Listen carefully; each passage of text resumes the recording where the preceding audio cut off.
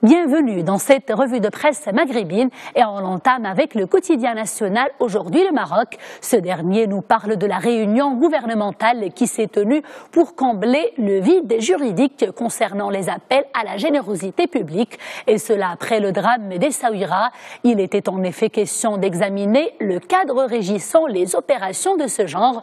Aujourd'hui le Maroc nous apprend également que cette réunion s'est achevée par un accord sur les orientations qui seront adoptés par le gouvernement et cela pour élaborer un projet de loi adéquat. Les détails sont donc à lire sur la page 2 du quotidien Aujourd'hui le Maroc. Qu'en est-il du plan national en matière de démocratie et des droits de l'homme dont le processus d'élaboration a été lancé il y a 9 ans déjà? C'est à cette question que répondent ce jeudi nos confrères du quotidien Libération.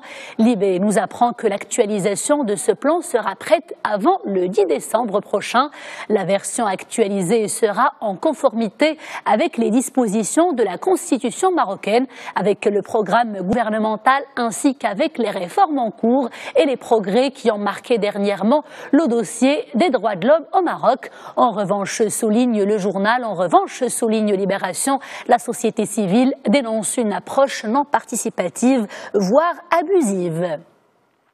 Et l'on enchaîne avec ce titre sur les colonnes du quotidien Le Matin d'Algérie. Je cite, après la chute de Robert Mugabe, Bouteflika, Paul Biya, Obiang et les autres, le quotidien nous parle en effet des plus vieux chefs d'État au monde. Il y a 8 mois, écrit le journal La France élisait le jeune Emmanuel Macron à la présidence. Il y a juste un mois de ça, l'Autriche propulsait quant à elle à sa tête un homme de 31 ans, un cas presque rare comparativement aux vieux présidents au monde. Le Matin d'Algérie parle d'abord du président algérien Abdelaziz Bouteflika, dont l'état de santé inquiète l'opinion publique en Algérie. Il nous parle également du président camerounais Paul Biya, qui a été réélu pour un 6e mandat de 7 ans en 2011. Le journal cite également le président cubain Raúl Castro, qui est âgé de 86 ans et qui a hérité le pouvoir de son frère malade Fidel Castro avant la mort de ce dernier. Et puis de l'économie sur les colonnes du quotidien Liberté Algérie. Le journal revient sur la dernière note de la Banque d'Algérie. Elle fait état d'une baisse considérable en volume des exportations d'hydrocarbures sans que cela n'émeuve les autorités algériennes. Liberté Algérie fait également savoir qu'à cette contre-performance s'ajoute une hausse des importations de carburant et cela pendant les 10 premiers mois de l'année en cours de cette année 2017.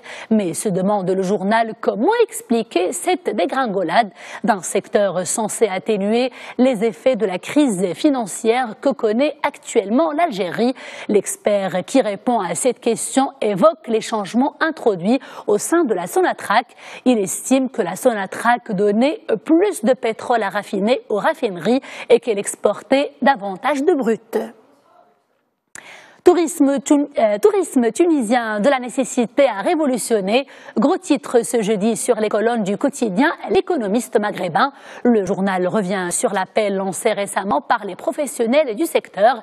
Ces derniers ont en effet appelé à mettre en place des réformes approfondies afin de booster le secteur. Ils sont unanimes. Satisfaire les touristes n'est pas une tâche facile.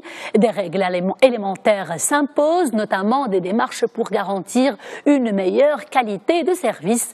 L'économiste maghrébin évoque également un autre point très important, celui relatif au digital et à la promotion de la destination Tunisie, qui sont étroitement liés, résume le quotidien L'économiste maghrébin. Merci d'avoir suivi cette revue de presse maghrébine. On se retrouve demain, toujours avec grand plaisir. D'ici là, portez-vous bien.